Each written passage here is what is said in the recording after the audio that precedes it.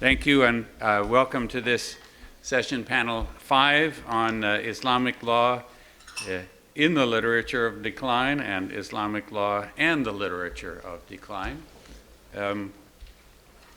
We have 3 presenters, and in one sense, that gives us a little extra leisure in time, but I see that the group of you decided to use up the first 10 minutes of the session in relaxed conversation, which is fine. I just hope you'll put the extra effort into making the questions and comments a little more concise at the end of the session, and we'll get through our full agenda.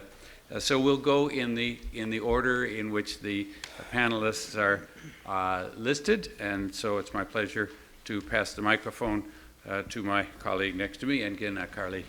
Thank you.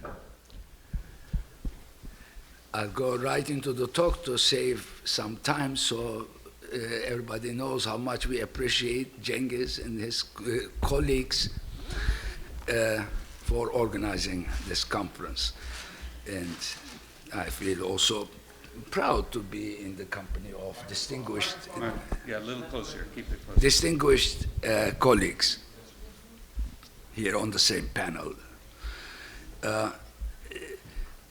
My talk has 3 parts. Briefly at the beginning, I'll touch upon some general themes that came up in our conversations regarding the concept of decline and some other important methodological and conceptual issues.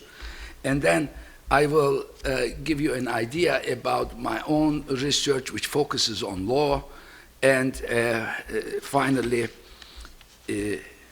I have a 3rd part which elaborates on the implications of what I'm trying to do for the field in general of Ottoman history, but also legal history in general. I'll skip that part because I won't have time. We hope eventually papers will be published so we can all read each other's more developed papers in their fullness. Well, there are obviously different kinds of declines to which we refer. Decline after 1300 in the Islamic world in general. But then there is also another kind of decline that came up in various papers. This decline after Suleiman, Ekber, and Abbas in these 3 empires. Now, in the first case, there are different reasons why decline paradigm persists.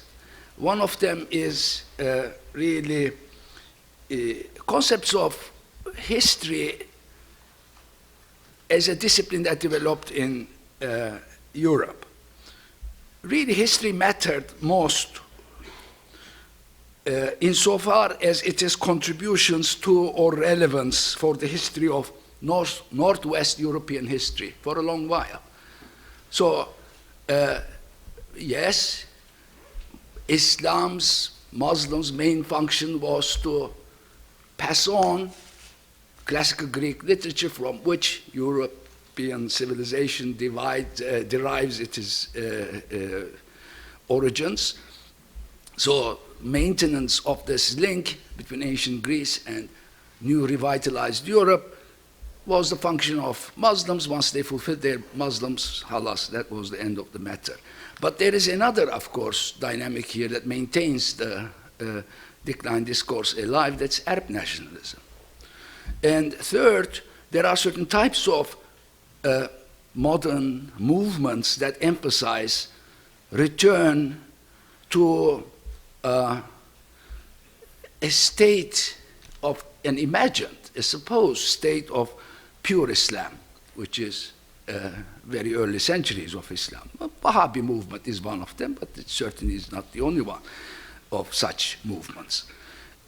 So with these 3 impacts, we have that decline paradigm very much around.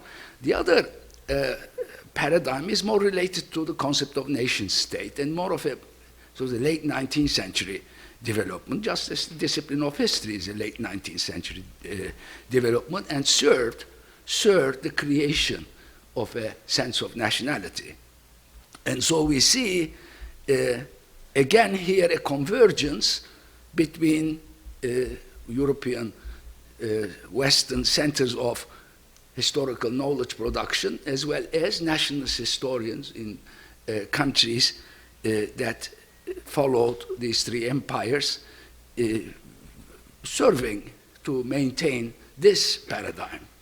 Basically, what we have there is, just as a reminder, we have philosophical literature, soldiers leading these states. They're centralized, central authority is strong, and then this eventually is replaced by fiqh literature. I mean, there was a very nice paper on that, but it is not only that, it is also becoming decentralized, and we have sort of a sense of plurality, secular law on the one hand, and on the other hand, it becomes increasingly orthodox, like we have these movements, Kadızadelis, Aurangzeb's movement inspired by Ahmed Sirhindi, Majlisi, again, there were references to them, but this is the nation-state paradigm. And so, I mean, you can't sort of address both of these paradigms at once if you want to, if we want, we can't address them both at the same time. We have to make these distinctions, and if you want to transcend them towards better histories of the region. And there I should also want to say one more thing. We keep talking about Islam, which is of course an important concept, but at the same time, it is almost, because of the field, it is the opposite of West. Islam and West, which somehow is indirectly associated with Christianity more recently. I emphasize this, very recently, associated with Judeo-Christianity. And then there is a polarity there, Judeo-Christianity and Islam. Judeo-Christianity associated with this beautiful concept of West, which has it as, of course, world-class authority from the Enlightenment philosophy, but it is something else than what the Enlightenment project hopes, promised. We have to keep that sort of transformation in mind, and I emphasize it was only Christian, now it is Judeo-Christian. That's a recent development. We take it, we assume as if it was from the days of Jesus Christ, but I'm not so sure. I'm sure that's a recent development. There are contexts for this which we have to keep in mind. In that connection, I'm really sort of jumping several logical steps here, but I would like to tie this paper to what Dr. Shishman said in the previous panel. We forget that these empires that we're talking about were not really Islamic in the sense, in terms of their demographic reality. I mean, yes, in Safavid Iran, the majority of the population was clearly Muslims, all kinds of Muslims. In the case of the Ottoman Empire, majority, more than 50%, was probably non-Muslim and remained that way. Even in capital city, the majority of the population until the early 19th century was non-Muslim. I mean, Istanbul becomes majority Muslim in the middle of the 19th century. I mean, we forget some of these things. We shouldn't, in the case of the Mughal Empire, of course, it's majority, all kinds of things, but Hindus dominate. Now,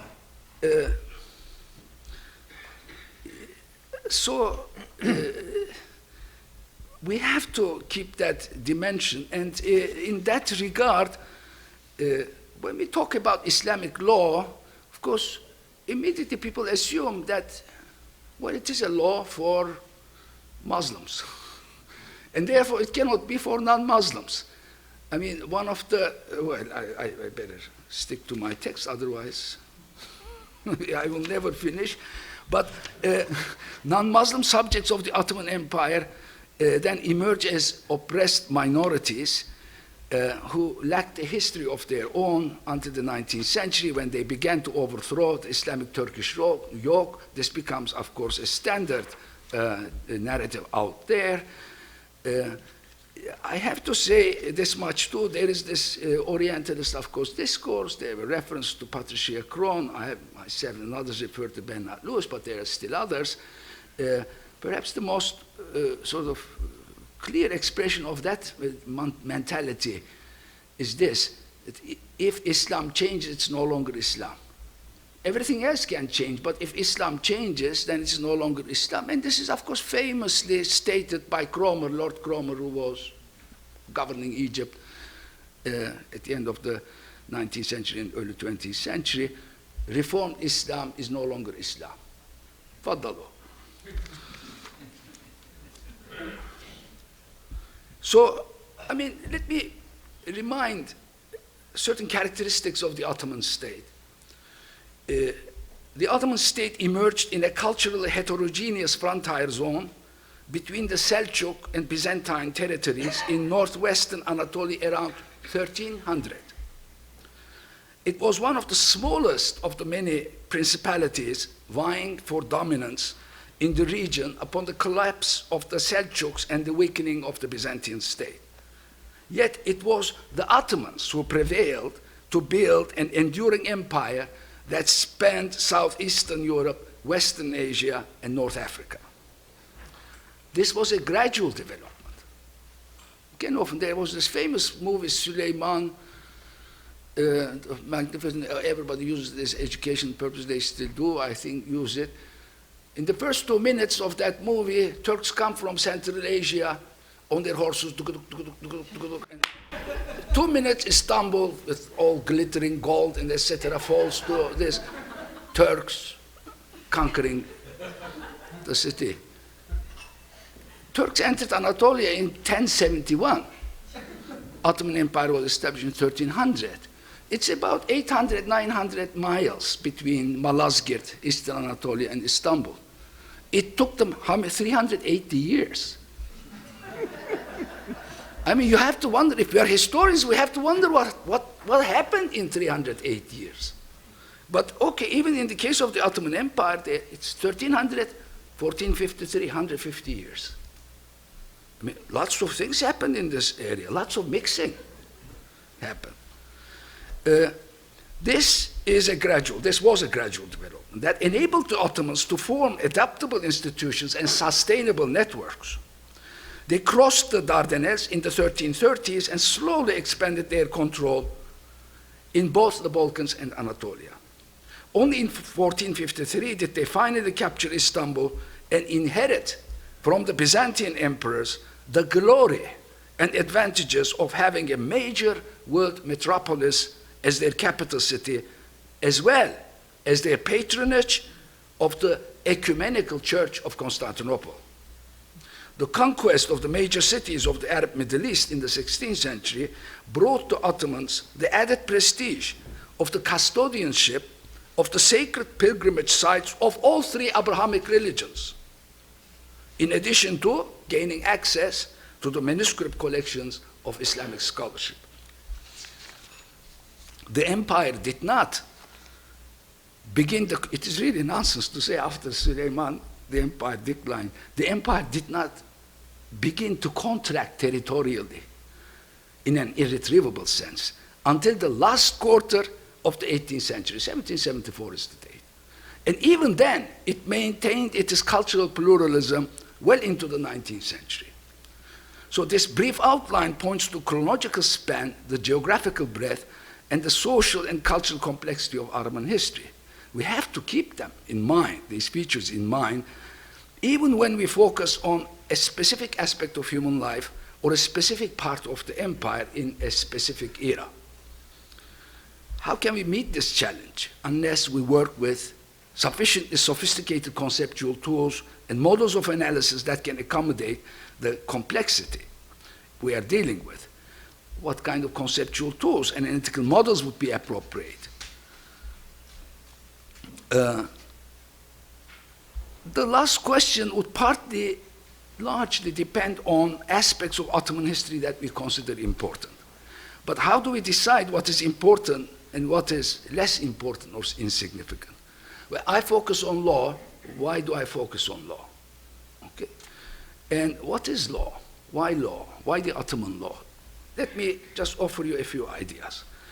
In general, law, in my understanding, if it is going to work as a comparative context, if you say Islamic law, as it's a special animal, then you have locked all doors to comparison.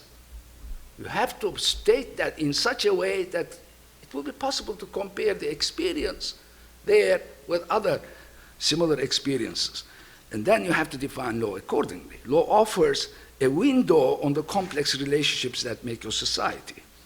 It sheds light on the conflation of various fields of force, including cultural norms and values, as well as on the interaction of various social classes and groups in society. I'm skipping details, but second, law helps perpetuate regime legitimacy along with a sense of order. As such, studying law should offer us a clue to the longevity of the Ottoman state law, Ottoman state, and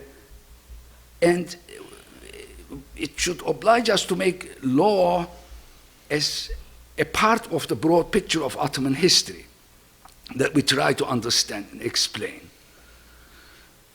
It is my contention that the Ottoman state could not have survived as long as it did without a working legal system and reasonably ubiquitous, widespread notions of legitimacy and justice, and not only among the Muslims, among all members of the population.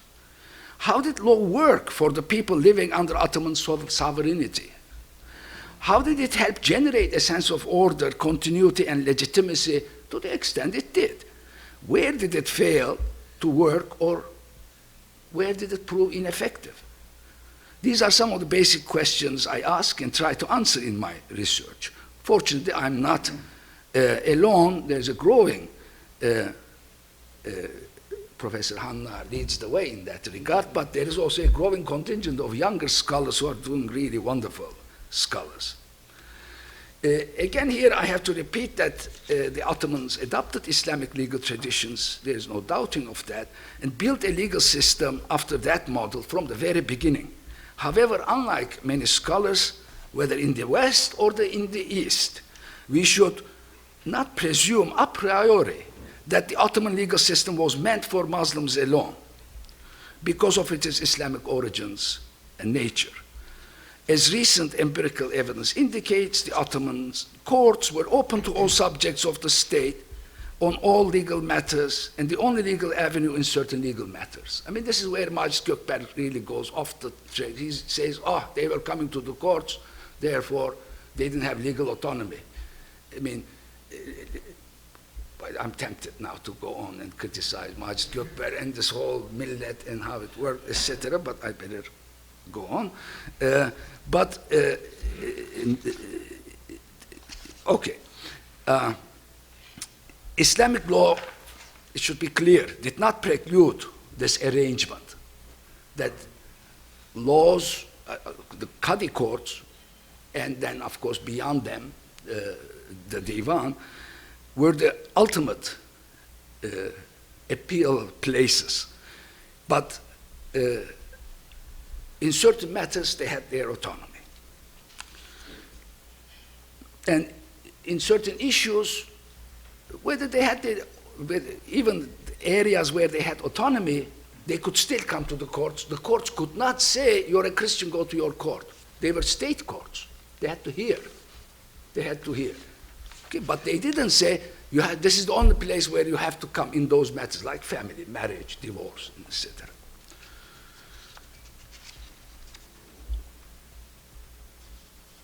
And we should also, well, again, let me give you something as another reason why this is interesting.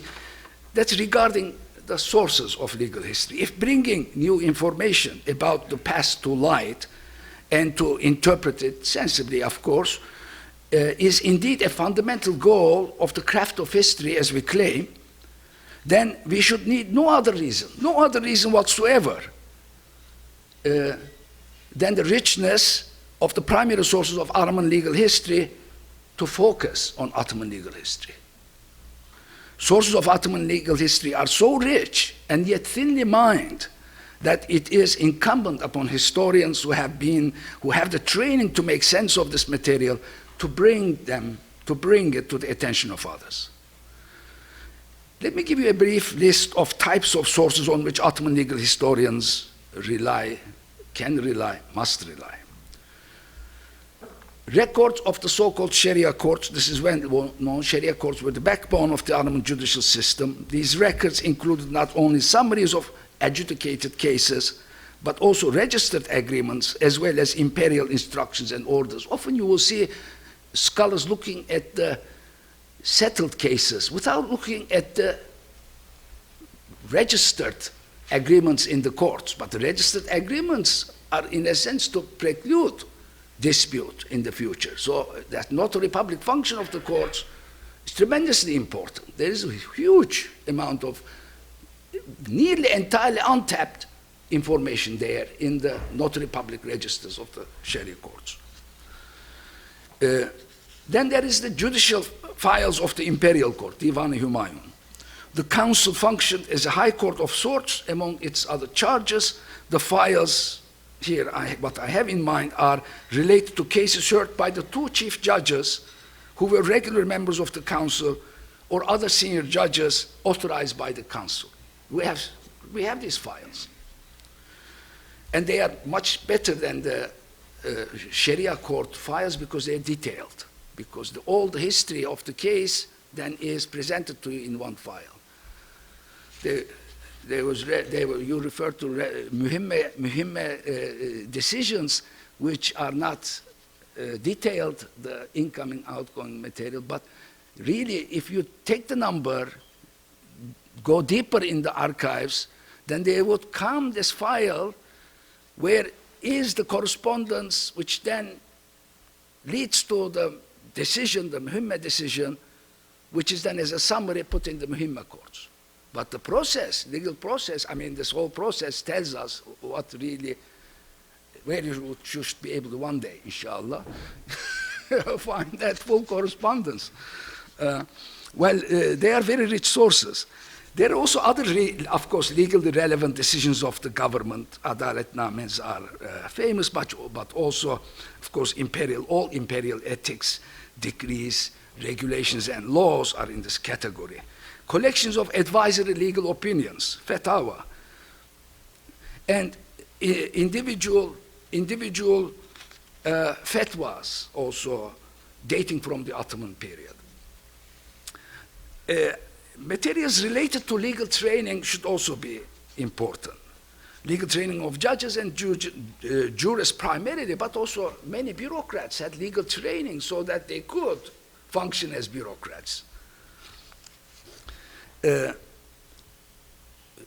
What are these sources? General and specialized law books used in Ottoman colleges for the training of legal experts, handbooks, guides for judges, classical law manuscripts preserved in various libraries in Istanbul and other major Ottoman cities, legal debates and theorizing, controversies. Himmet's paper, I mean, should give you an idea about these legal debates and theorizing, but there is much more in there. Commentaries and super commentaries on established legal texts, other writings of jurists and professors, including some of their legal opinions. But again, as Hayrettin, you just saw pertinently brought to our attention, manuscripts related to political ethics and history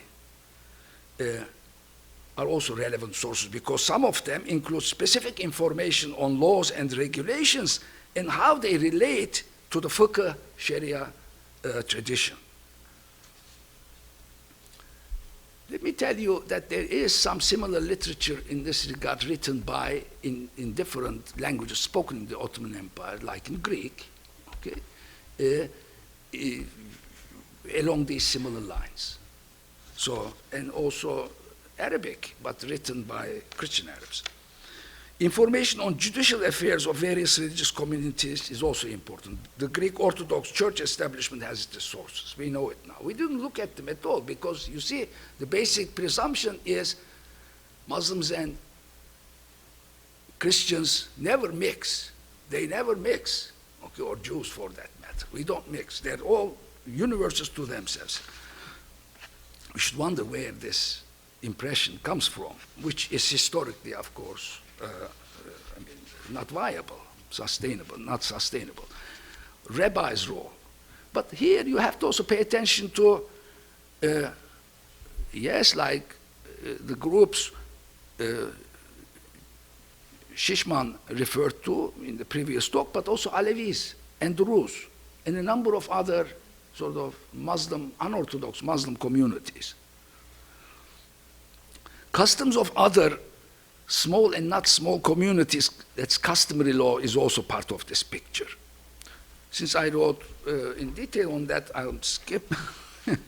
But there are also other literary and popular sources. What I'm talking about, yes, I mean, Nasreddin Hoca jokes, Mullah Nasreddin jokes are full of information about people's impressions about the qadis and the rulers, and so I made a collection of them. I make my students read it. I mean, in a sense, it gives you a very clear idea about what people thought of judges, for instance, or yes, rulers. Anyway, why should we care to bring these sources to light? There are certain broad implications of Ottoman legal history for legal studies in general, Islamic legal studies in particular, but also for early modern history. It should enable us, I mean, Ottoman legal history should enable us to understand some of the issues of Islamic law much better. But again, our presumption is fiqh is Islamic law, and fiqh is the written law. Anything, not even codicils, really matter in terms of our comprehension of Islamic law. We read the fiqh law and what the fiqh says, and that's it. Well, the question is, of course that is important, but what is the dialogue between court decisions and all these other things that are going on, and all that you have to understand it as a whole. Okay, and of course one would hope that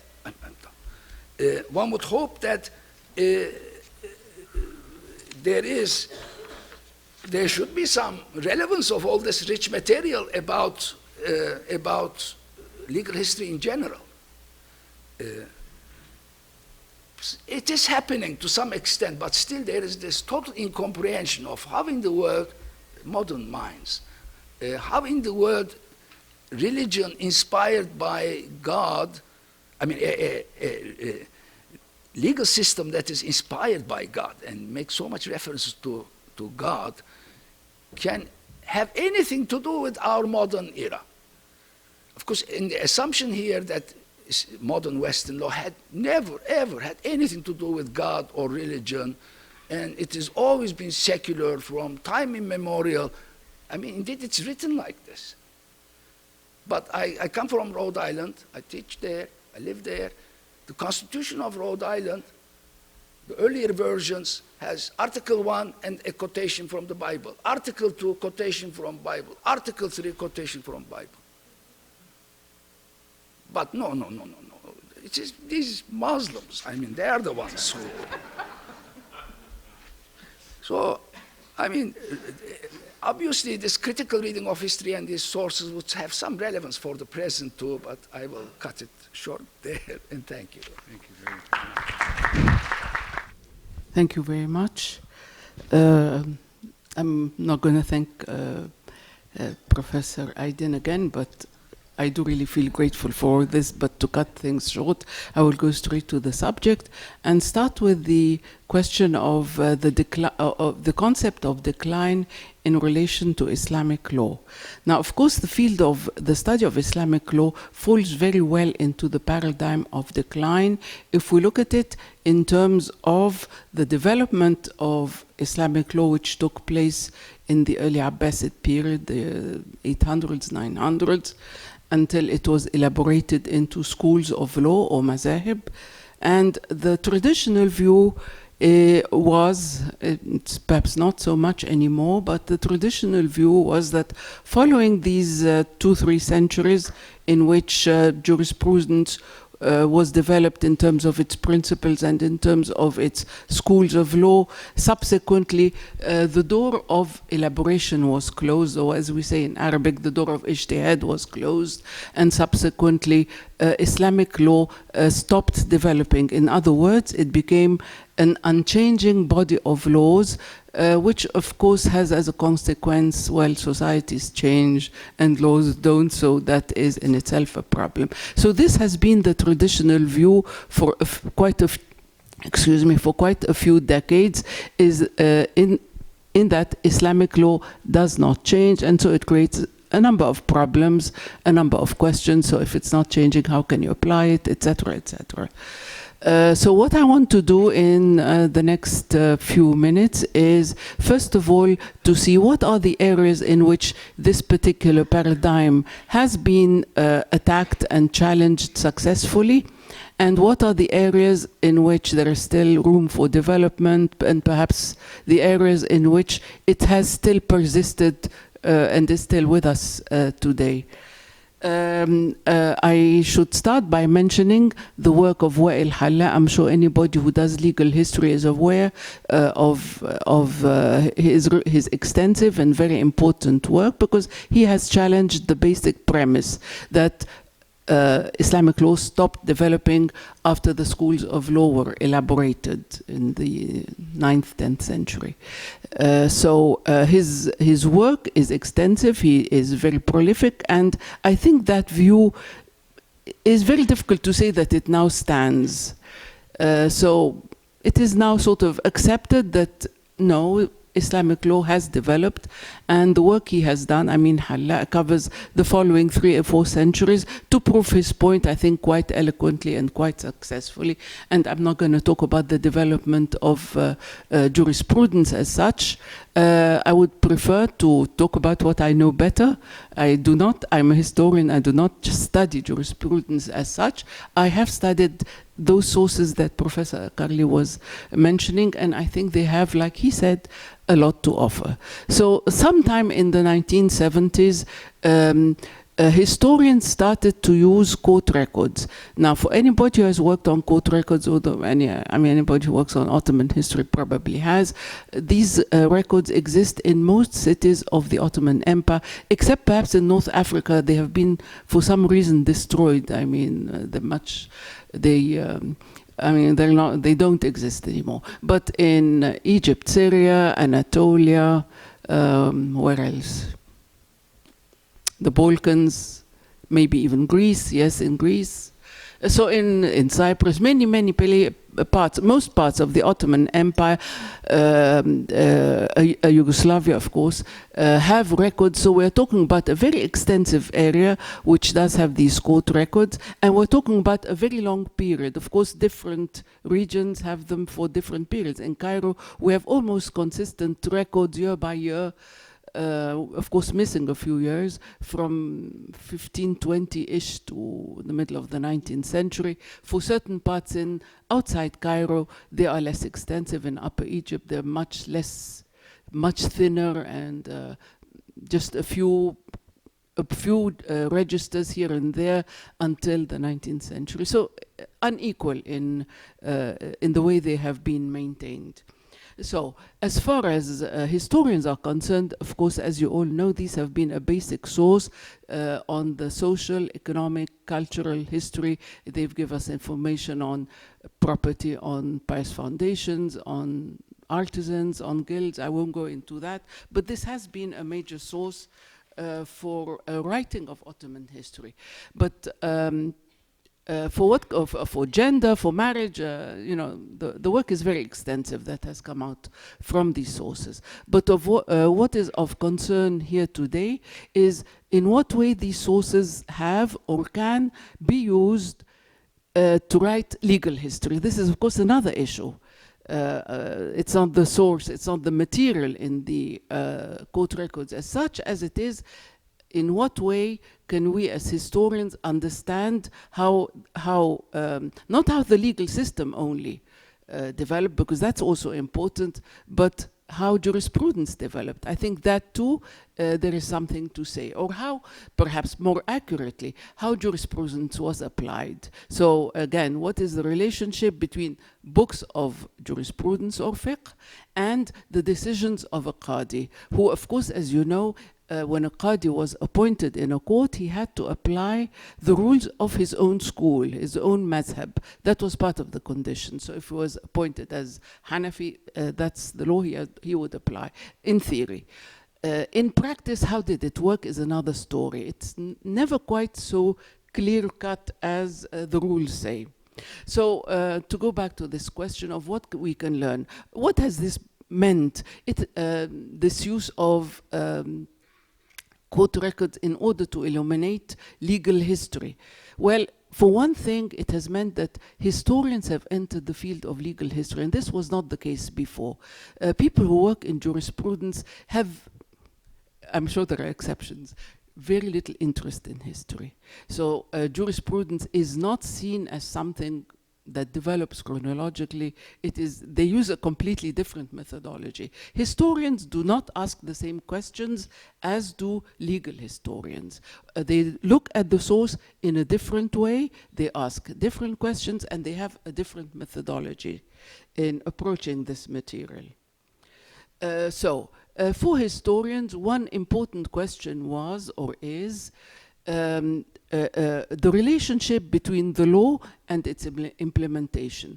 To what extent is the implementation a reflection of the law? Now, of course, it can never be a reflection of the law either in Islamic law or in any other legal system, because when people come in front of a qadi, they never fit exactly what the book says.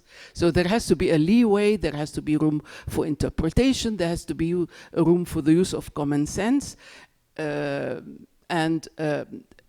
there's room for to study exactly how this was taking place. Of course, we do have a problem there, is that most people, or most historians, do not know the jurisprudence very well.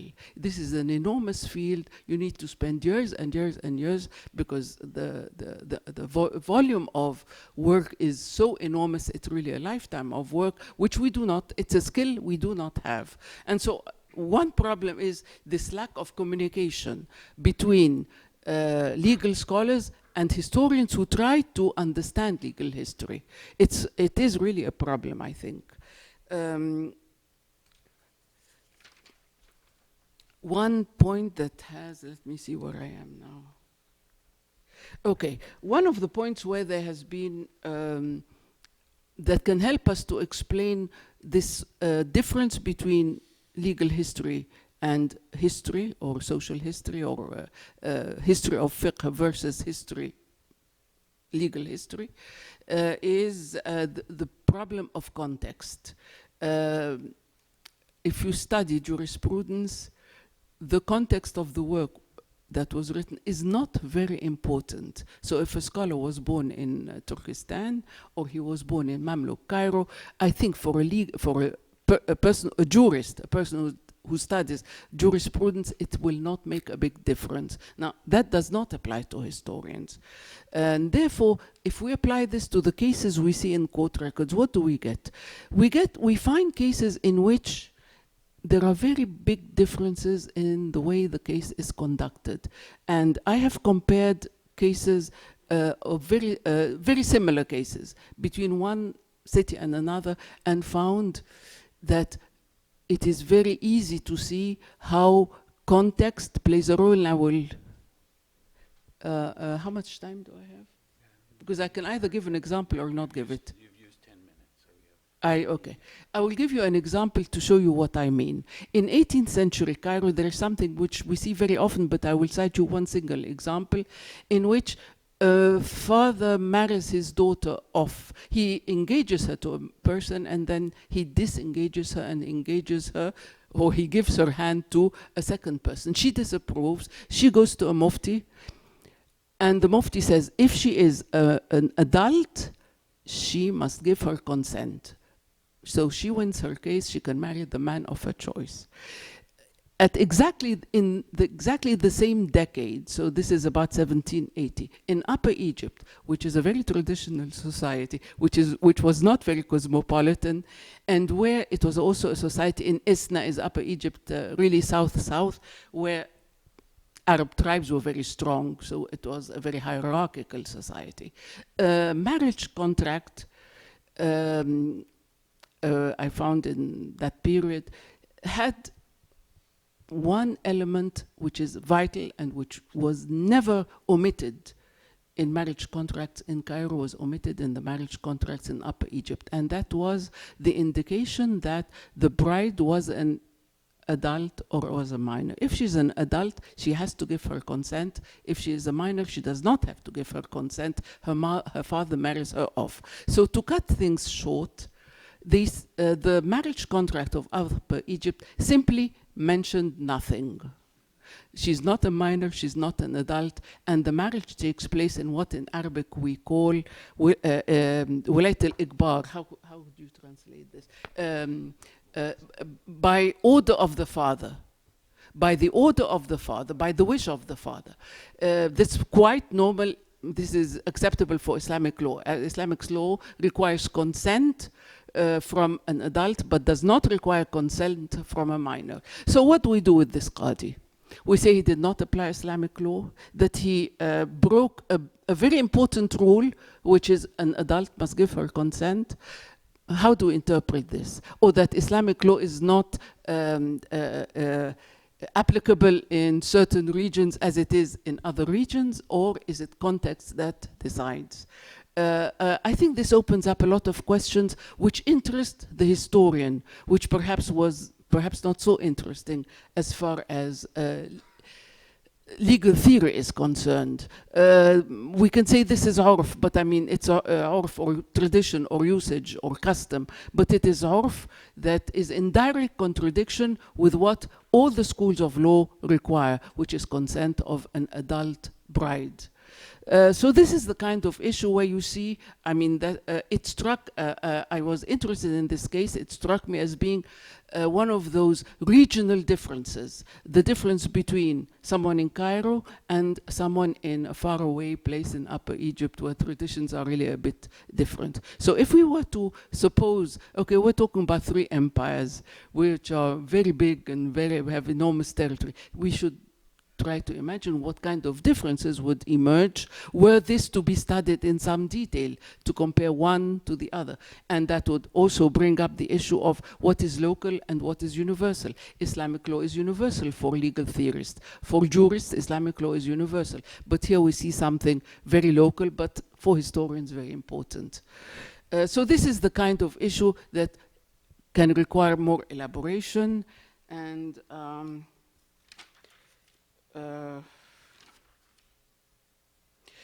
so we look, it allows us to see how Islamic law can be applied, and as it also shows us regional differences, questions of the law versus custom, etc.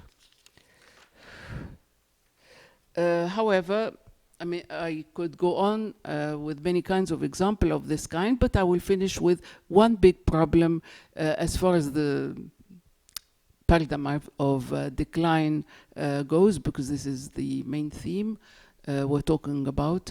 The court records are datable roughly to the period 15 to 1800 or 15 to 1900, depending on where which region we're talking about.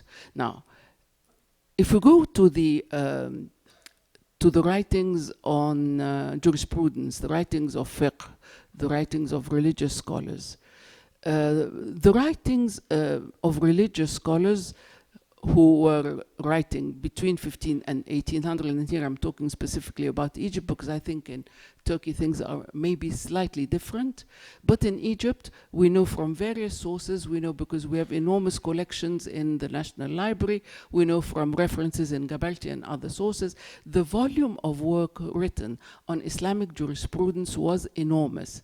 And some of the people who were best known in their own times, like for example, El-Dardir or El-Laqani or Ibn Nujaym or well, there are many, many, many more whose books have, some of them have been published and some of them have not. So we do have a very voluminous production of works of jurisprudence. Well, unfortunately, these works have not been studied.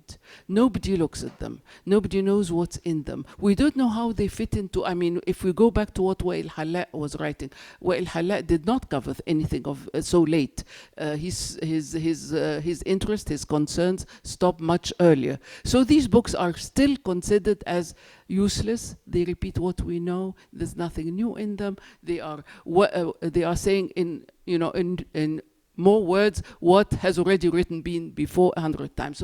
So this creates a problem, because it means if we want to see a relationship between books of jurisprudence and works of and the court records, we need something contemporary. We need to see that things that happened in 1600, we need to know what the religious thinkers of 1600 were saying, or 1700 or 1800. Unfortunately, we don't. So we have to go back to classical works, works written by the classical writers that are from the classical period before decline, because we do not have any studies. I'm presuming that historians like us, we need secondary sources to see what is going on, because these works are really voluminous, and each one of Daltir is about 8 volumes, Ibn Nujim is 8 or 10 volumes, so it's not something that we're going to be looking at very closely.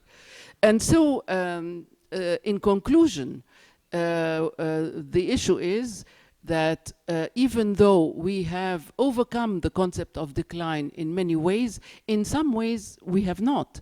And this is one of them. This is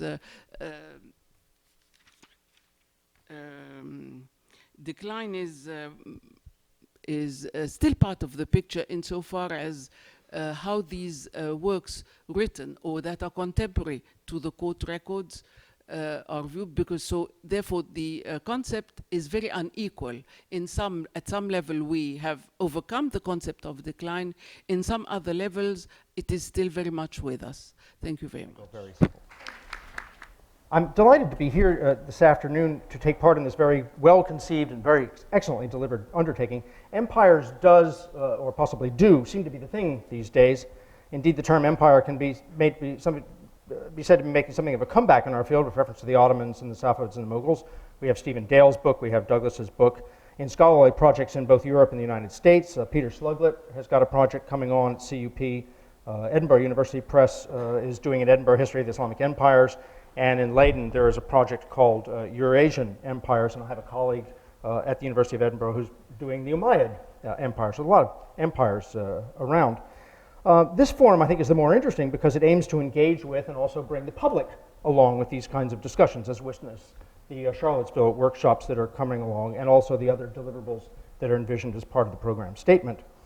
This is interesting because in the UK, as belts are tightening there, and the fact that all higher education institutions in the UK are publicly funded, we are being asked to engage with the public and carry things forward and have deliverables in the whole business. This is called impact, and this is gauged. Something must actually happen. Policies have to be changed as a result of the sorts of things we're doing. So this undertaking aims to take the bull by the horns and actually go on this. So I certainly wish those in Charlottesville much luck. But where does the law belong in this discussion of the three empires? And here I note some reservations I had about the use of the term empire in general for these three.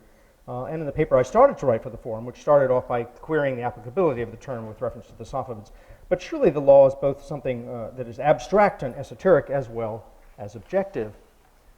Perhaps in this case, then, I'd like to suggest that the study of the law in Western language studies of Islam and the Middle East has played and continues to play a supporting role in the longevity of the decline theory, generally speaking, in the longevity of the Safavid decline paradigm in particular, and most recently also in the case of the decline of Twelver Shi'ism generally and the Twelver Shi'i legal tradition in particular. So this paper is going to try and address all these three things and then offer some ways forward, as it were, for the Safavids and Safavid Shi'ism, and then Shi'i legal development in that period as well. Got it. Now, Nelly has preempted about the first 23 pages of my 23.5-page presentation by talking about the importance of the closing of the Bab of Ijtihad, the Ensidad Bab al-Ijtihad. I did note, I get the publication dates of all these things. I still have these books because I bought them at college in the 70s when we were trying to figure out what these Muslims were doing and what they were saying and such. And so here are my dates for all these books. And when I was writing the first few pages of this paper, I went and dug them up and have long quotes from all these folks on how the Bab of Ijtihad closed. And we all know that. And Nelly rehearsed that much more succinctly than I did. But there are the dates, the original publication dates, not the reprints. So this is well rehearsed, but even before I was born. Von Grunebaum, Gibb, Schacht in both editions, Colson, 64, and Hodgson himself, by the way. And of course, Halak, of whom mention has been made. Now I think here that Halak missed a bit of a point. He missed, I think, the larger opportunity to challenge the role that was ascribed to, both implicitly and explicitly, to the Ensadad, the closing, a role which is at the heart of this forum, and that is the question of larger decline. And I would argue that the law, as a manifestation of culture, was understood to be a marker that proved the broader inherent lack of creativity within Islam in this early period. And as such, a cultural marker set up the events of 1258, if they didn't actually facilitate what happened in 1258, that is the capture of Baghdad, the killing of the caliph, and the ending of the so-called Golden Age. I'd add that in my own work on Islamic medicine, a similar paradigm is present. The notion of the lack of creativity. In the West, Islamic medicine is generally understood to be composed of two distinct and dichotomous traditions, the pre-Islamic Galenic tradition and the prophetic or Tibb Nabawi tradition in the medieval period. Broadly speaking, the essence of Galenic medicine was humoral pathology. Humoral pathology, as interpreted originally by the Greeks, so goes the paradigm, came into the Islamic consciousness by means of the translation movement, which of course was a feature of the golden age of Islamic civilization, a term applied especially to the later years of the Abbasid period. The golden age is set to begin its decline in the 12th century because precisely of the lack of originality and creativity at the basis of Islamic civilization. This finally revealed itself as the Abbasid Caliph then met its political, not to say socioeconomic, end with the Mongol conquest in 1258. The inherent lack of creativity in Islamic civilization and Islamic medicine was ultimately reflected in the limited nature of Islamic medicine. Islamic medicine involved less an interest in and efforts to supplement Galenic medical understanding than the better arrangement of the Galenic material medica that was becoming available in the translation movement.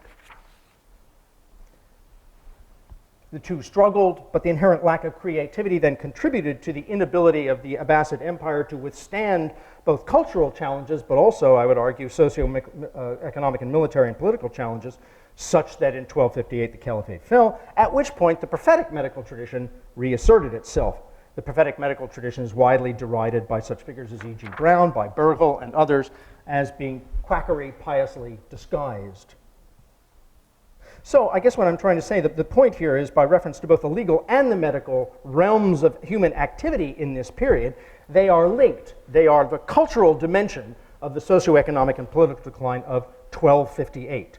So decline in the socioeconomic and the political, and particularly the political fragmentation that prefigured, if it didn't allow 1258, then not only is evidence of, but also contributed to the decline of culture, and cultural decline contributed to the other. So it worked perfectly. Now, I've not made a grand study or even a survey of the model of Ottoman decline, nor have I undertaken at all, let alone for this forum, a broad general survey of decline paradigms across all three of the periods. But I know my Safavid decline material, I would suggest, reasonably well. It's worthwhile noting that there is a pre-1979 and a post-1979 understanding of what went on in the Safavid period. And one can't disengage oneself from that. As I've said to several people so far in the forum today, in the immediate aftermath of the revolution, Shahs were out. You talk about Shahs, now Shahs are back in. So we've kind of had a turnaround here. In the aftermath of the Iranian Revolution, however, both the number of Western scholars whose primary research interests lay in the Safavid period, and those for whom the period is but one of many areas of interest, has witnessed an exponential increase. Western Safavid studies as a separate and distinct field of scholarly endeavor may have seen to be actually come into existence, into its full aim in this period afterwards. And as a result of this recent activity, scholars and laypersons alike have at their command an intimidating array of primary and secondary sources that have come to hand in the years following the revolution. There's Persian language court chronicles produced over the period. There are Persian language other sorts of sources, diplomatic correspondence, Waqf documents that vie for the attention of the researcher, as well as a plethora of material by contemporary Western travelers to and residents in Iran, written variously in English, French, German, Italian, Latin, Russian, and even Polish. And then there's the records of contemporary Western commercial and political interests composed in these and other languages as well.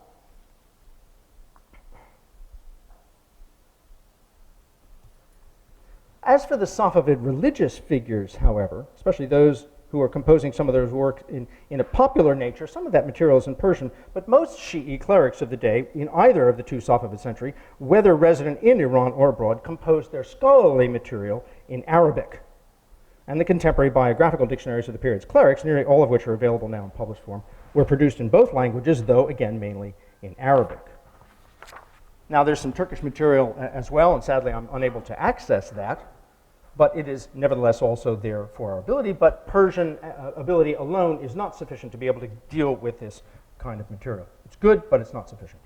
And of course, there's also important non-textual sources which vie for people's attention: buildings, monuments, inscriptions, coins, pottery, carpets, and such.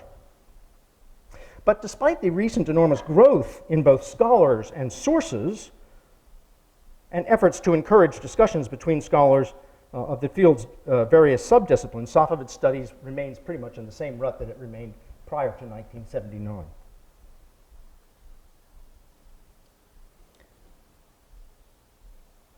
Most importantly, the notion of decline is the one which still obtains.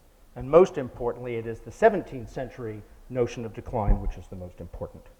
The 17th century, the second Safavid century in particular, continues to be portrayed as having begun in a burst of cultural and intellectual achievement, in an atmosphere of military, political, and economic stability, ascribed solely to the presence of Abbas I, the great man theory and the importance of decline, great man theory and importance of decline, a strong ruler. But the century ended in a darkness of fanatical religious orthodoxy amid military, political, and economic chaos and weak leadership at the center. And whatever their specific subdisciplines, scholars of the field continue to take as given the inevitability of the decline and fall of the Safavid state as represented by 1722. So 1258, 1722, like sort of political events to demarcate both political problems, but also to demarcate, I would suggest, cultural problems as well, and the interplay between the two to produce the events of that date. Preoccupation with the Safavid fall, and especially dating the onset of Safavid decline even earlier in the period, is reinforced by recourse to the critiques of the Safavid system on offer in both Persian language historical chronicles and a variety of Western language sources. But most of the Persian language Persian language sources on which Western writers have depended, in fact, were written after the Safavid period. So if you're looking for contemporary material, it ain't there, just not there. And Western scholars also have relied very heavily on the accounts of various Western residents in and travelers to Iran in the period. But absent from the Western language studies of this material, of these Western travelers, is any critical discussion of the information and analyses on offer in these sources, even though, as the few examples to be cited that are cited, the authors frequently contradict each other on trends, events, facts, and figures. They present as historical fact information gathered well after the occurrence of the events in question, or they present information in such detail, for example, about life and politics of the court, or life in and the influence of the harem, as to really beg credulity. Or they write from vantage points that possess political, religious, and or commercial agendas which render their contribution substantially less than objective. Similarly, the recent focus on Western economic data for the period, if long overdue, has nevertheless facilitated according a key, if not determinist, role in Safavid decline to purely economic trends, such as the movement of specie and the trade in silk, on a par with that sort of analysis with gripped Ottoman studies from the late 1970s, as it explored the roots of Ottoman decline under the influence of Wallerstein's 1974 modern world system. The suggestion that the end of the Safavid dynasty was the inevitable result of an increasingly dysfunctional society's inability to respond to an increasingly severe series of internal and external challenges remains accepted. It is the norm.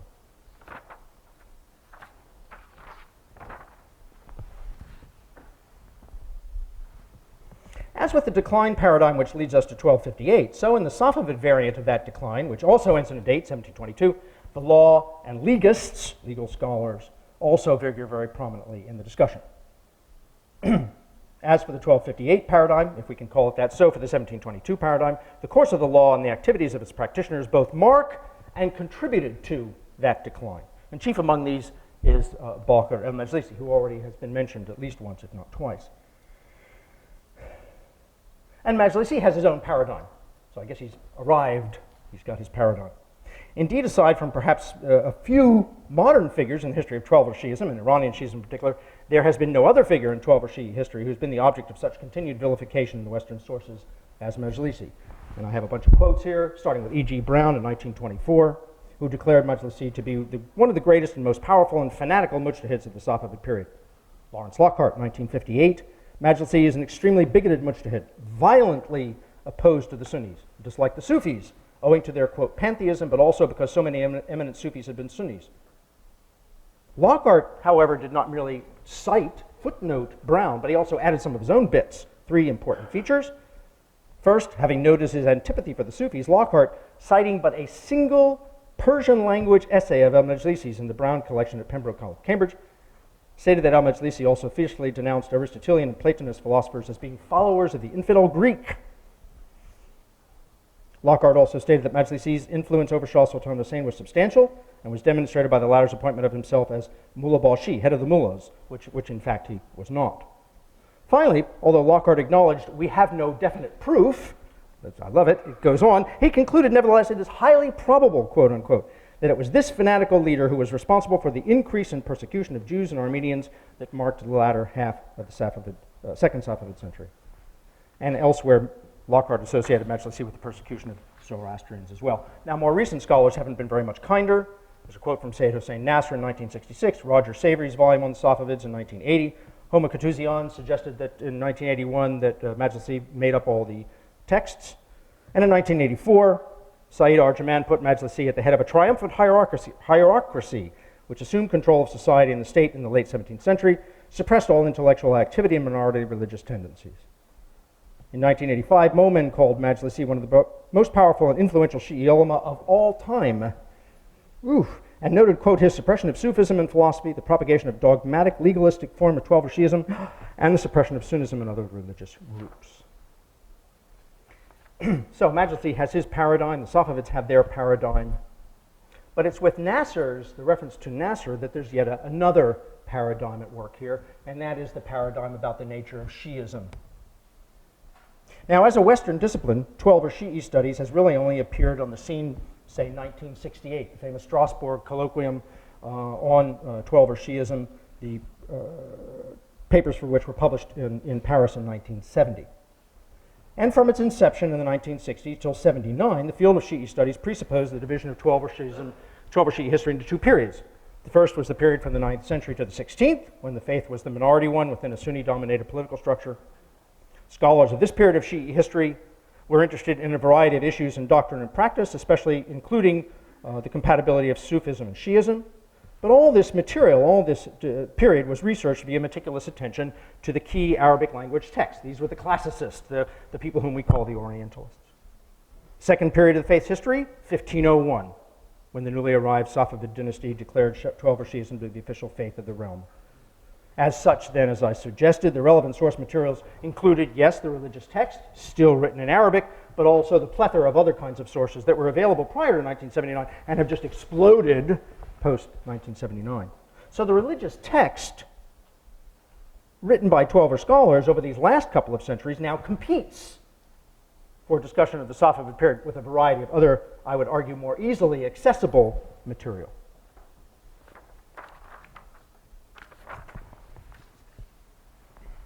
Now, it's the modernists who study post-1501 Twelver Shi'ism who were the first ones to raise questions about clerical authority and the nature of clerical involvement in the established political institution.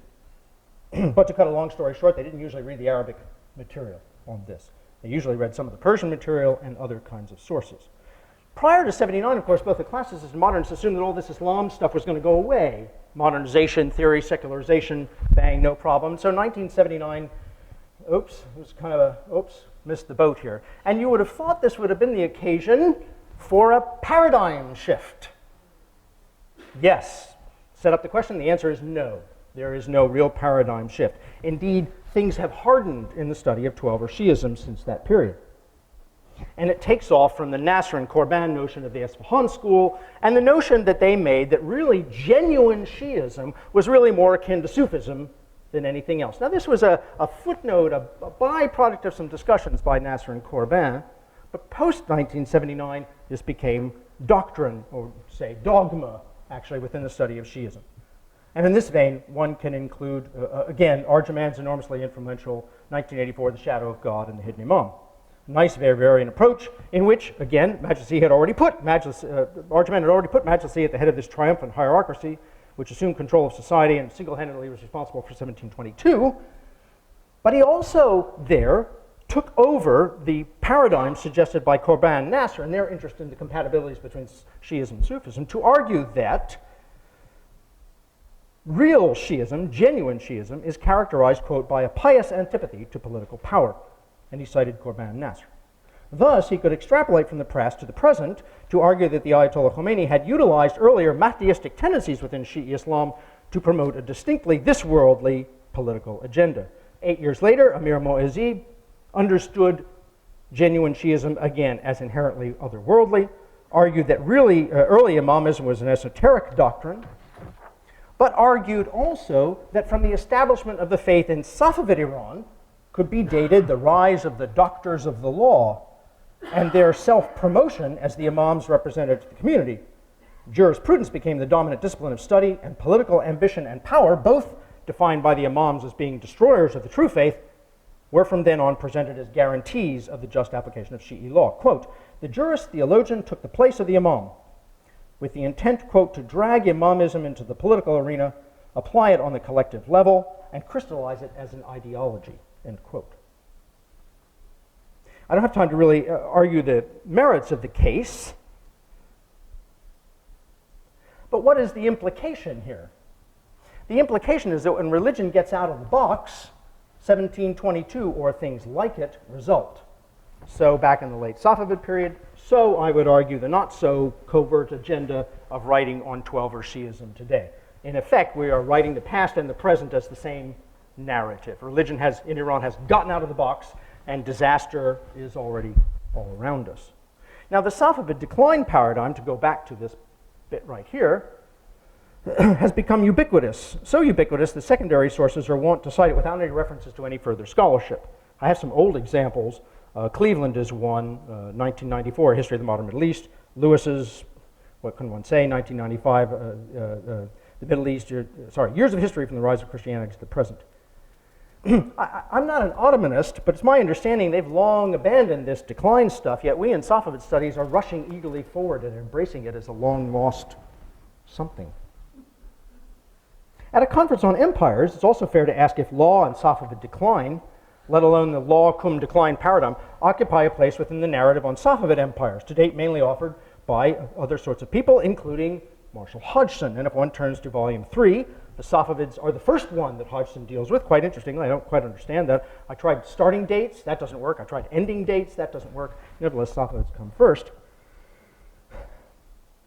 It's enough to say about this, and Hodgson's affinity for this, that Majlisi makes his customary appearance on page 53, described as a dogmatic and bigoted scholar. 2 pages later, Hodgson refers to the increasing influence of the religious establishment and, in the reign of the last Shah, the manner in which the ulama came to dominate politics in the absence of any firm hand at the top, such that the state seemed powerless to prevent the rebellion and invasion that loomed on many frontiers and which resulted in the sacking of Isfahan. Now, it doesn't seem to me it's fair to ask people who write about empires to adjudicate disciplines and disagreements that are field-specific, as it were. So one can't expect one to do that, but it seems to me we could do a slightly better job.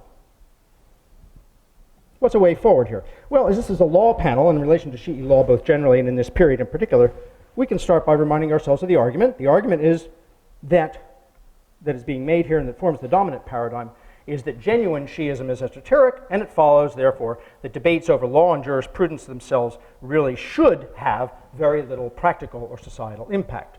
This is an argument essentially derived from the field of religious studies, and it is just that. It is both an argument Okay, and it is essentialist. An essentialist argument, aspects of which date to before 79, but which has been given new life after 1979, owing to the dissatisfaction with the distinctly religious flavor that the Iranian Revolution increasingly took on. That same post-79 dissatisfaction may at least partly also be said then to underlie the new life breathed into the Safavid decline paradigm, and most especially the manner in which religion was then, as now, implicated in that and ultimately held responsible for that decline.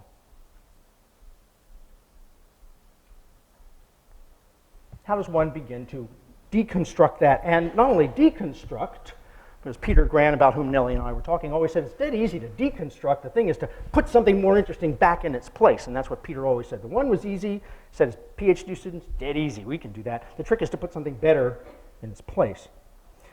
I sort of like biography. I think biography is good. And again, Nelly has talked about contextualization, and I think we're on the same sort of wavelength here. It seems to me a good solid biography serves both to recreate and to contextualize an individual role in his or her own time. It necessitates engaging with and recreating the milieu in which he or she functioned, and gauging the extent to which one's subject was both influenced by what came before him, the pre-existing legacy that is, and transformed and passed on that legacy to others. In Majlisi's case, this would remove him from all this back and forth ping-pong business of pre- and post-79 contemporary Iranian politics. Now, some scholars have actually done this, have tried this. In 1992, for example, Vera Marin challenged al-Majlisi's reputation as a notoriously anti-Jewish individual by addressing and translating his essay, Lightning Bolts Against the Jews. That is, she actually read something that he wrote. A radical, there's a paradigm shift in and of itself for Safavid studies. You've got to read some of this junk. Terrific. What an idea. A radical idea. Radical idea. And on the basis of this, Vera concluded with such phrases as, this clearly demands that the usual stark portrait of al-Majlisi be somewhat more shaded. Fairly balanced tone considering its subject, which is discrimination, and that the lightning bolts is one of the pillars of Shi'i theology were comparatively, in fact, mild and well-worn bluntness. Now, your humble servant has also tried to do this, trying to make what is in effect, sadly, a negative argument. Can you imagine getting behind a negative argument? I mean, how bad is that? Pretty bad. I actually engaged with some of Majlisi's materia medica and tried to lay to rest any notion, as offered, for example, by Lockhart, that Majlisi was fiercely intolerant of and denounced Aristotelian and Platonist philosophers as being followers of the infidel Greek. This takes time and requires reading the material, which is what Nelly said. You got to go get your fingers dirty. But ultimately, I'm dissatisfied with this because it's playing the same game as being played by the pro-decline anti-Majlisi forces, who are always going to argue that I just haven't read enough. And that fiercely anti-Jewish, anti-Greek, whatever, that text, you'll find it and it'll knock it right on the head. So it's time to try something completely different, to change the terrain both for Safavids generally, but also, it seems to me, for law and the clerical practitioners especially. So let's get away from any idealist, essentialist view of the law and how it is made past and present, and posit that the law is the product of and reflects processes that, to speak, as being dynamic and responsive. And that in the past, although the law may have been codified by the literate few, the illiterate played a mighty big part in that process, but that role needs some recovering. Good biographical sketches of key Safavid period figures, Majlisi, Sheikh Bahai, Faiza Kashani, for example, which I've done, all suggest that the people every once in a while showed up and did stuff, and in the case of both Sheikh Bahai and Faiza Kashani, brought them toppling down. Both individuals had to resign their court-appointed post of Sheikh al-Islam in Isfahan.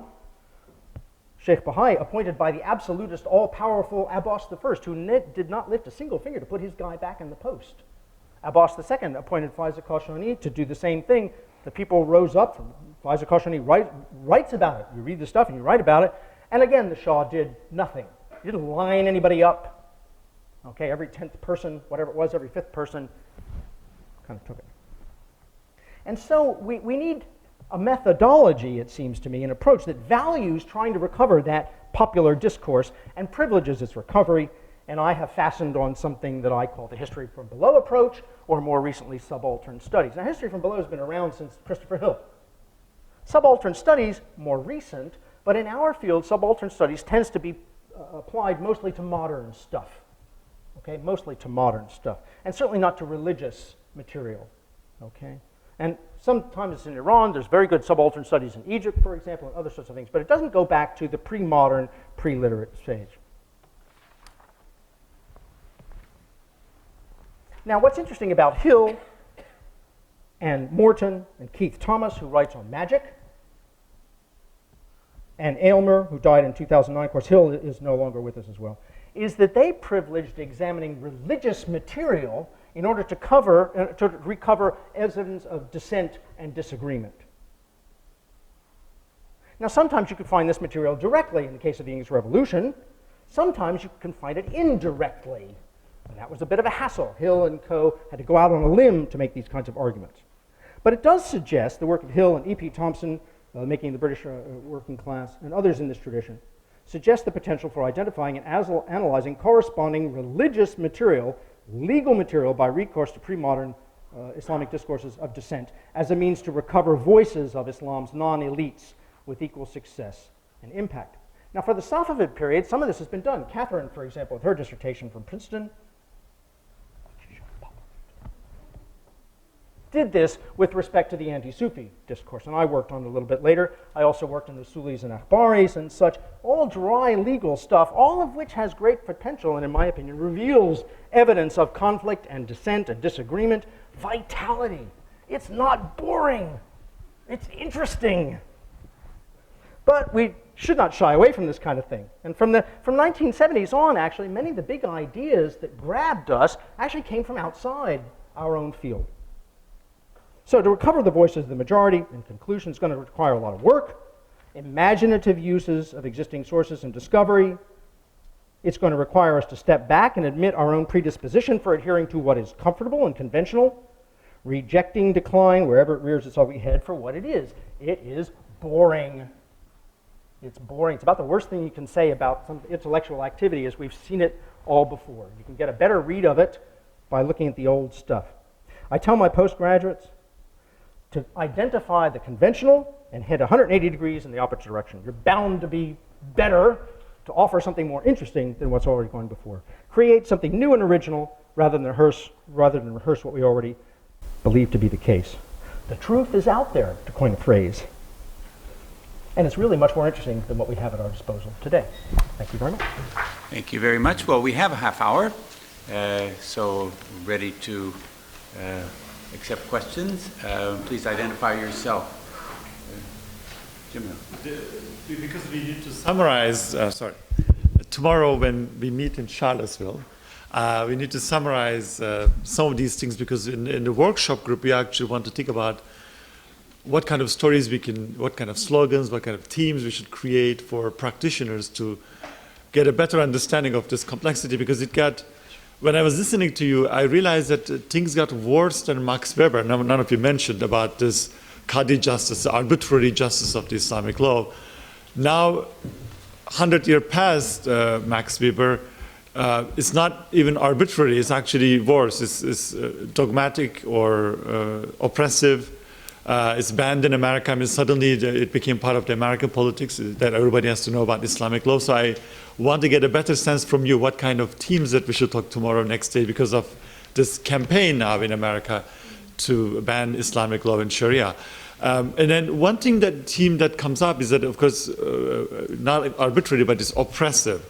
Now, this approach that all of you suggest, basically look from other sources, the diversity, and look at the way Islamic law used by weaker groups in society to empower them against the more powerful ones.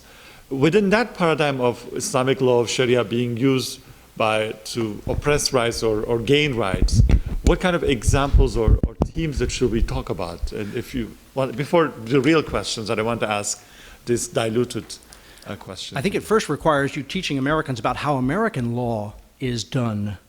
Because in the years that I've been around, since civil rights and the war and all these kinds of issues, law is contentious. It is a result from the very first of disagreements, disputes, some of which are carried out into the streets and some of which are civil. And the problem is Americans, we don't know our own history. And if we had a better grasp of how law had been done in this country, how contentious it is, then it wouldn't be difficult to take that same sort of notion of the law as being reflective of certain processes, dissent, disagreement, progress, sometimes falling behind, and looking at it in other words. In other words, it has that kind of thing in common between something with whose experience we should be familiar, but we're usually not, and something which is unfamiliar. There is a commonality there as well. And in doing that, it seems to me it goes back to the sorts of things that Catherine was talking about, and that is recovering the popular. Surely the people would like to see what other people were living like, right? And so the effort to recover that and how they made themselves known. Okay, now this is a trend in American history, and at UCLA there used to be a guy called Gary Nash, who I think is retired. But history from below, Gary was doing that way before subaltern studies, and this is what he writes about in terms of American colonial history. It's absolutely fascinating to find out about my own hometown, Philadelphia, stuff I didn't. I got the typical, well, here's the Liberty Bell, and you read the stuff that Gary writes about the three cities, Boston, New York, and Philadelphia, smashing stuff, really exciting. Okay, and you can recreate that, bouncing off of that and saying, you know, it's just as complex as American legal tradition is. So it's the same, it's not different, and that other business then begins to break down. Okay, we all struggle to make our voices known, especially in the pre-modern period, and it's difficult to recover that, but you can see evidence of that. Are there other responses from the panel on the question of themes? Well, a quick one. I think we usually associate the codification of laws, as happened, for example, in Egypt with the Napoleonic Code, is usually associated with the nation state.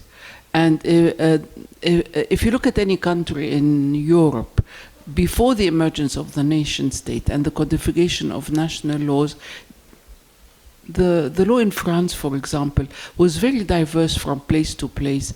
The judges had a lot of flexibility. So I think at that level you can compare the law and the nation state and codification and what came before, which was in many countries very flexible and not standardized. I mean, standardization is one of the features of the nation state and the laws associated with the nation state. So I think that kind of comparison could be useful.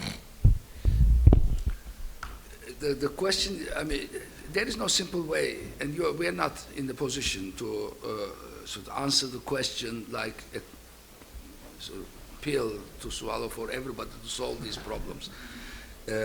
One of the reasons is that the way we have studied, of course, Islamic law, and even more so the way it has been constantly used as a metaphor. I mean, American law is not bad law at all. I mean, when you think in terms of law as law. Let me skip that, though. There are two issues that you raise, which are, of course, associated with Qadi justice. One is that it is arbitrary, the other is it's oppressive. The arbitrariness is not valid because of the certain procedures that all Qadis must observe and certain fundamental legal principles that they must observe. However, it does look arbitrary to a modern eye, because in the American tradition and in modern European tradition, and of course in modern everybody else legal tradition, justice is like indeed an indivisible whole. You either are right or you're wrong. There is this tendency of deciding justice absolutely. It is like winner takes it all. Whereas in this system, there is no winner takes it all. The whole idea is the idea of ihqaq al-haq, that's putting justice in its right place, is to basically maintain a social balance and to restore it when it is disrupted. Now, this is a different kind of concept of justice, so there is no one-to-one correspondence between the two, popular or unpopular. And if you want to have some parallel to this, of course, if you must refer to people how the Qadi worked, you can refer to these popular TV shows, Justice Judy and some of the other things. At that level, the judge is trying to bring the parties together. And yes, of course, when she must, she's also imposing certain fines, she's imposing certain rules. So that's a better analogy. But as regards to oppressive, I would again like to remind Baki Tezcan's presentation. Sharia has been the symbol of civility. And in Sharia, there is no, the Sharia is the idea of fighting dhulm, which is oppression. Justice, the opposite of justice, adala, is dhulm. Okay? This is very strong concept. It is so strong and also popular, because in these popular protests, you see, and not only Muslims, non-Muslims too, they can join the ask for justice, which end of zulm. Now, what is going on here? There's a difference between Urfi law as it applies to the martial authorities, martial law, if you wish to call it. It is one kind of Urfi law, the one that applies to martial personnel, specifically soldiers, but also under unusual circumstances, right? In wartime, war zones. Now there, all rules of Sharia are off. It's a different kind of logic. It's also usurpation of property. It's against the Sharia, but it's not against this kind. Now this revolves around the concept of maslaha and the way it is transformed, adapted into the modern period, but panel leader says, but I mean, it is, the question you're asking is, should not be discarded lightly. At the same time, there should not be some caricaturizing, otherwise then we'll fall into other kinds of traps. All right, these are major issues, but we have marked them in any case. So 1, 2, and 3, 4, that will get us the next 4 questions. Thank you. Yeah, I just want to follow up on Jamil's question, because I like Engin's formulation that it's dhulm or adala, but the way it is portrayed is the opposite of dhulm is hukuk, and the notion of adala, of justice, somehow has disappeared from the popular discourse with respect to Islamic law. What you have in Islamic law is an absence of hukuk and a presence of hudud. And those are the two great things. Now, I think everything I've heard is wonderful, and that the state of discussion of Islamic law among scholars is great. But if you're going to the issue of Sharia is the most crucial issue with respect to Islam today, probably, or in my opinion at least. And I think it has to be addressed in some fashion. But if it's addressed without talking about hukuk and without talking about hudud, it will fall flat. Thank you. On to this next question. Comment, please. Actually, I'm Fatima Keshavars from Washington University in St. Louis. I'm not sure if this is, any comments on this would be great, but I realize that this is another big question. And it related to what Jamil also said, and we've been talking about. I think we have been tackling the issue of decline, the issue of the vast and rich literature that's out there at the textbook level, at the theoretical, conceptual, what do we teach, and so on. And if we're thinking in terms of the society in which we live, some level of vernacularization will have to take place.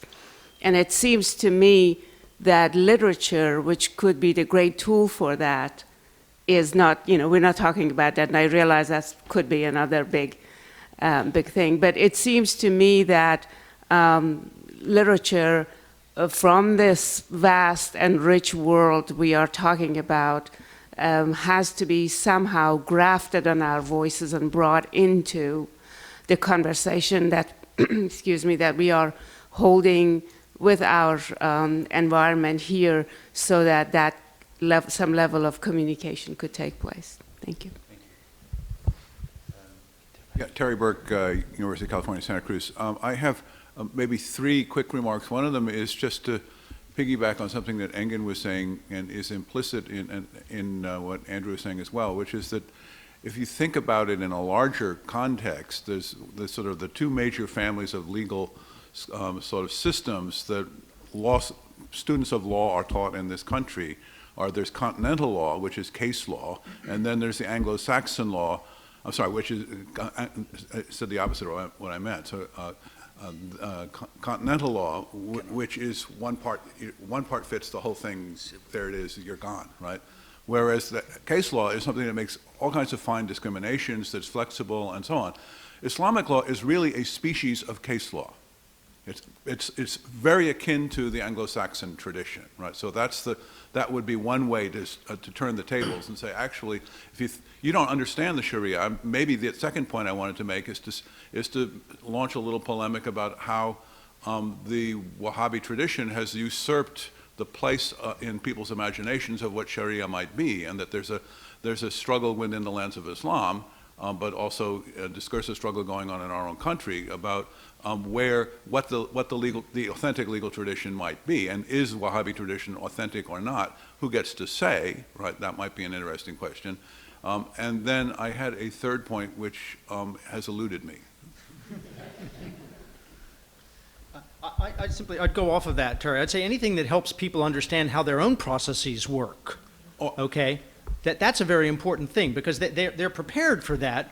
They've been around, they understand how certain iconic events, the civil rights law, for example, the mess that went into that. Robert Caro's excellent discussion of a biography of Lyndon Johnson pulls that whole thing apart. It was not very pretty. It wasn't pretty. There were some fine principles there, but there was a lot of arm twisting and bargaining and stuff. So that the fine principles, when you read the account, you had to keep your mind on, eyes on the prize, as it were.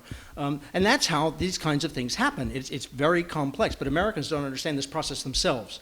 And they idealize it themselves. So you are challenging 2 kinds of idealizations. How we think about ourselves as Americans. And it's worse when you're abroad, because you get an even weirder picture. Both as a foreigner and then also, and as an American living abroad for 20 or 30 years, you get a completely bizarre picture, especially if all you watch is Jon Stewart and The Daily Show. Okay, I now remembered my third point, which is simply to underscore something that Nelly said, which is the answer is stories. Yep, that's right. Just tell stories. Just tell stories. Tell actual stories, right? Yep. Nelly told 2 contrasting stories about marriage contracts and how they're enforced, and who gets to say what the rules are and so on. Well, Americans are accustomed to the idea that wealth and power and so on give you divergent outcomes in legal systems. Enron, yep. The other good one, which is popular, Zibal Amir Hosseini's Divorce Iranian Style. Fantastic. That's a great one. Very visual. It's a language problem. People are dressed funny and they have a different language, but they're not. Her book gives you an insight into the film, which is absolutely a terrific film. And then she had the other one too. The Runaway Girls. The Runaway Girls, smashing stuff. It humanizes people, makes them more like it. It's an us. It's not a you, you and me. Yes, thank you. So I just wanted to add something to your question, Jamil, and then ask the panelists the question. I think it's really important, just what the debates are going on around the Sharia here and in France, to really bring in women. This is where gender is so central, and so I'm thinking of this great work talking about stories and cases of Leslie Pierce, Morality Tales. I mean, when I teach that, the Inez story, for instance, they're so shocked that girls in a small town of Einteb were raped and could go to the courts and actually fight for their own representation and rights to it. So I think that's a great way to dispel some of these biases and prejudices. For the panelists, I was wondering if you can, so from a legal perspective, how is the past, and outside of these kinds of paradigms that you're all breaking away from and that we've been stuck in, so how is the past received in a way, on a much more general level? So I'm thinking of literature, as Fatima says, as an inspiration, where clearly there was the same kind of argument that was done and said about imitation, right? It's all about taqlid, so after basically Jami and Hafiz, nothing new comes about. But then somebody like Paul Lisinski uses istiqbal and welcoming that past, and really inscribing that past within yourself, so that the poet like Ferroni can recite somebody like Hafiz, but then continues to speak, and that's where the creativity comes out of. So I was wondering about your thoughts on it. Again, I think if you cross-identify with the notion that this is how they do it and this is how we do it, so we're doing the same thing with different cultural, contextual backgrounds. We're involved in the same kinds of things are important. You talk to the students. We have these large lecture classes, which you have and we have. 100 kids in the class, of whom really only 20 are going to stay in the discipline, and the others are there for the distrib, right? What is it you're trying to communicate? And my goal in trying to communicate is they are more like us than you would care to imagine.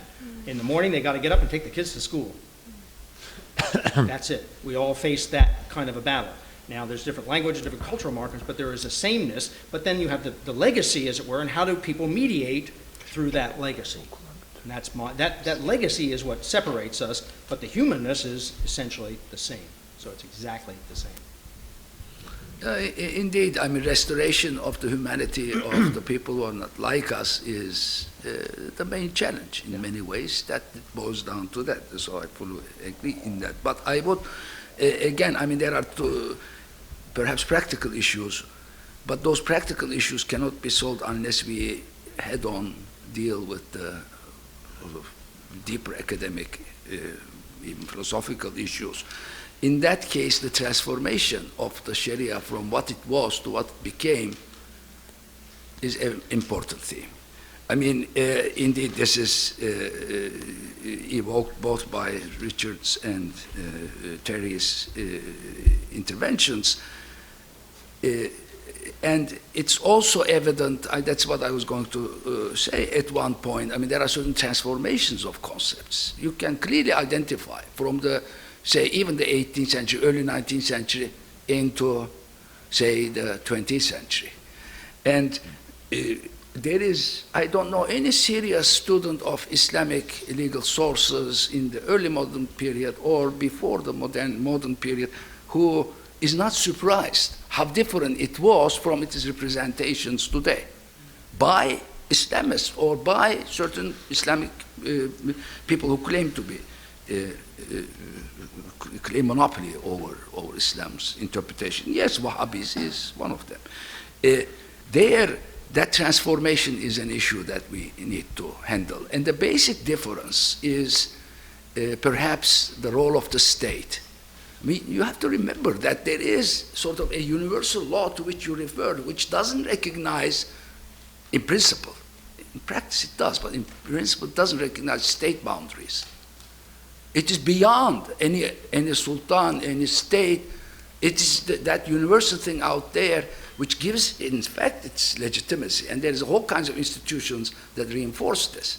Whereas, of course, now there is only one interpretation of that tradition by the state, through the state, and if the state is, to boot, not democratic, not representative, you have a hell of a, oppressive system. But I don't think that's Sharia's problem. No. That's the problem of the modern state. Yeah.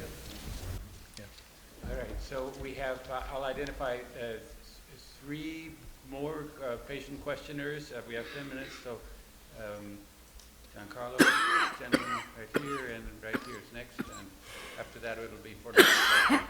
So please. I'm not, excuse me, I'm not exactly sure how to ask this question, but I'll start by going out on a limb and say that usually when you have some sort of an Orientalist discourse, part of the problem is not simply the imposing of something from the outside, but it's usually an over-empiricist reading of the sources themselves. So certainly in the case of the decline of the Ottoman Empire, that's a big part of what's going on, right? The historians are reading Ottoman authors who keep telling them the empire is declining.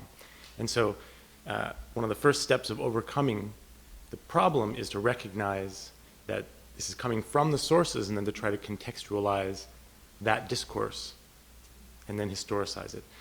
So it seems to me in the case of this idea of the changelessness of Islamic law that there might be something very similar going on there, because this is something that's coming from the fiqh. That's something that they keep saying. They keep telling us it doesn't change. It's universal. It's timeless. It's universally applicable.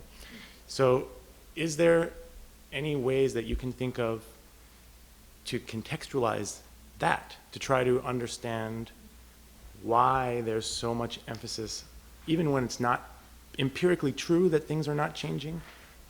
At what times and under what circumstances and for what reasons do the sources keep telling us that it's timeless and unchanging? This is, I think, maybe one way to get at some of the big problems. That's an absolutely important question, but let me just remind that this is a peculiarity of all legal systems.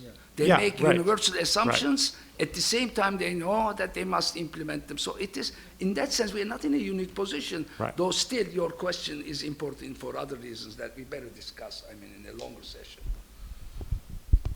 I think this idea is supported by Islamic ideology, I mean by the religious classes, at least in the Arab world. It supports their ideology. Religion doesn't change, and I think there is also a confusion, but this on the more popular level, between exactly what is the Sharia. What is the Sharia? Is it what the ulama say? But they're human beings. It's not exactly this. So there is basically some confusion, I think even among scholars, I mean historians. I've known exactly how you define the Sharia is a bit problematic. And it has been, at least let's say something like Azhar scholars, and Azhar is a very big center. I do not think they would support the idea of change in the Sharia. I mean, it is preferably associated with the revealed, unchanging word of God, even though we know a lot of it is what is interpreted by ulama or by religious scholars rather than actually Quranic.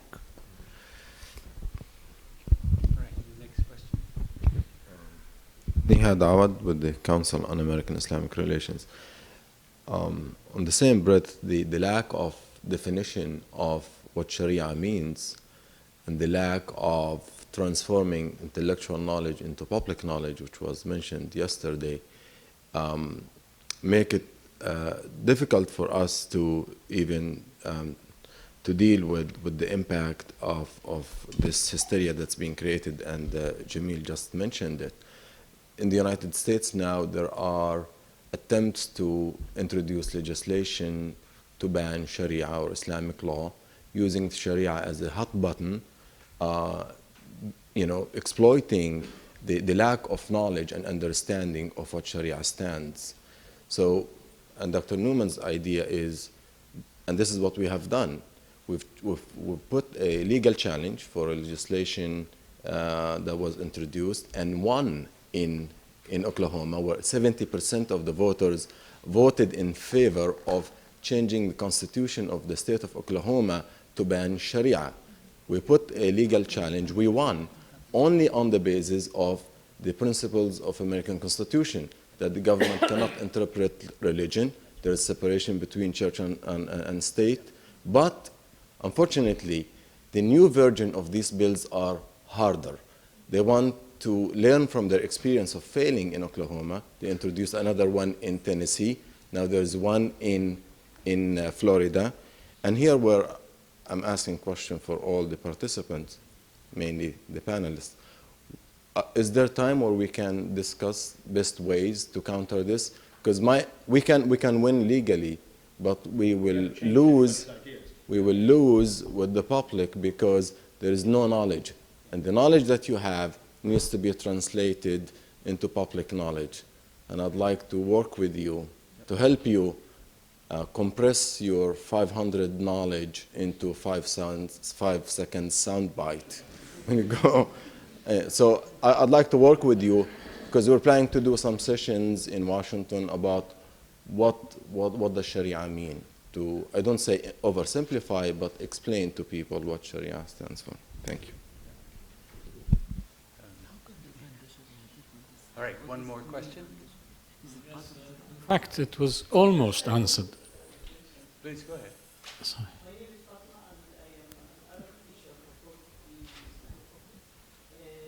Here comes microphone.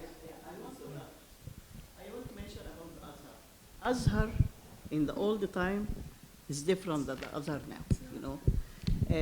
My father-in-law, he was one of the first people took PhD with, they call it Al-Alamiyya. And I remember this man, he knows religion, he knows math, he knows English, he knows French, and he wrote, and you know, I'm so proud of the people graduate from Azhar. I just say this is a comment, you know. In the old time, Azhar now, it's different. It's different, and they should also change a lot in it. Thank you. Okay. Yeah, it was almost answered. My question relates to what sort of takeaway messages that people can give to the public. And hence, my question is about the totality of Sharia and the way it's being used. I have begun to hear from a number of Islamic jurists or contemporary ones that there is a thabit, a constant part of Sharia, and there is a mutaghayyir, a variable part of Sharia. And they try to convey this message. But my question is, how do you find the constant and define the borders between it and the mutaghayyir and the variable? I think this is a big problem. If you could help in Beautiful question. From what I heard, it is transactions or mu'amalat can change, but rituals cannot. And the religious aspect should not, but the relationships with people may. I mean, let me also add that there are I mean, again, I'm sorry, I keep going to these bigger academic issues. Indeed, in the transformation of the legal tradition from the earlier period into the modern period, there has been great tensions, debates, pains, really. And it is, though, an interrupted process. What interrupted it? Colonialism. Colonialism plus positivistic sort of nationalism. Interrupted it in ways that sort of altered the debate in very different ways. Now, we have to approach, therefore, this issue in a really difficult way. But indeed, there is this distinction between mu'amalat and also ibadat, of course, rituals and transactions. Transactions have their own departments, branches of law, furu, which can be more flexible in the case of munakahat, in marriage law, family law, but less flexible there, but much more flexible in market transactions. So there is a whole set there. Regarding the criminal law, again, there are different kinds of approaches. But one thing is interesting. Actually, the qadis do not deal with cases of rituals. They may be in the law books, but the qadis don't deal them unless by law, by state law, by the ruler's law, there is an injunction. What is that? I mean, whether you pray or not, whether you go to Friday mosque or not, is something between you and God. But the state can pass a law. I mean, let me put it this way, if it's between you and Allah, so if you come to the courts, it is not a legal case. It doesn't come to the courts. It will be afterlife at the end. You will be called to account. But the state may pass a law, all shops will close at 12 o'clock or whatever, noon prayer time, Yom al-Jum'ah, Friday. And anybody who doesn't go, anybody Muslim who doesn't go to the mosque will be whipped 5 times. Then the Qadi has to implement that. But it's interesting making this distinction between real matters which are supposed to be very rigid, but at the same time between God and the individual on the one hand, the believer, and then there are all these other things which are really the realm of law. If I could just say, I don't think there is anything in that sense that can be essentialized as the Sharia, because again, if you look at Turkey to Saudi Arabia to Malaysia to Indonesia to Maghreb to Tunis to Cairo, when you get down to it, there is a context here which shows that there is a different concept of what is to be idealized in each of these areas based on historical other sorts of experience. We do the same kind of idea, but it seems to me that these things vary enormously.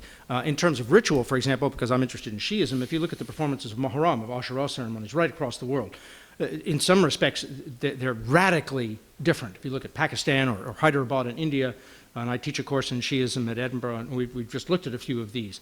Vastly different. Based on what? Based on cultural context. And so there is a sameness there, but there's also very great variation. And that is vitality, and that's interest, and that's popular interaction with that sort of thing. People grasp onto it. And that's the sort of thing with which people can identify. They can see that, how they interact with that sort of thing. In that respect, it becomes almost a popular ritual. And also depends on the Shia are a minority in India, and they're a majority in Iran. So these things are contextual issues. Thank you. There are obviously many important questions yet to come. I do want to thank both the panelists and the audience. I think it's important that we've got a recording of everything, yes? And so there are so many points of great importance that were raised that we couldn't resolve. But I think after this session, there are quite a few more points that we can't escape. So thanks to all of you for cornering us to focus further on these key issues.